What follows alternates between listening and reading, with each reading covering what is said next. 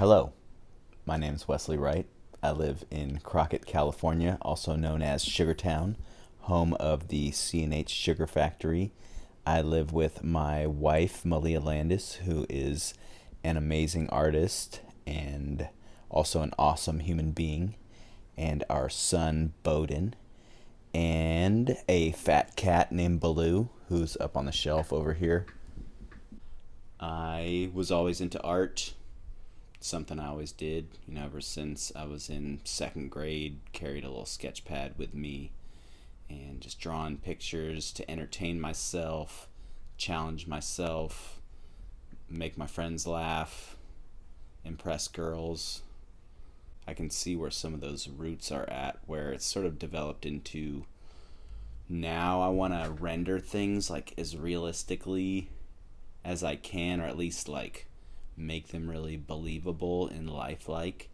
And then I want to add an element of impossibility, fantasy, wonder, try to get the viewer to buy into my logic or my reality so that I can kind of flip it in a way.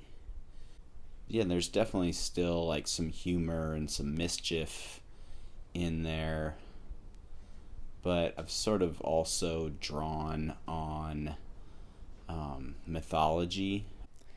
This relates to some of my upbringing, where some folks in my community were interested in this idea of a common human experience, a common mythology, sort of a Joseph Campbell kind of philosophy.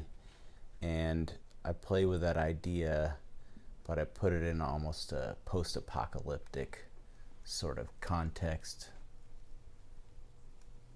Here's an alpaca. This one, like many of my sculptures these days, started off as a demo piece for my animal sculpture class at the Academy of Art University. So after I finish getting the general form rendered, I take it home and I just go nuts on that texture and just get all that energy and gesture happening.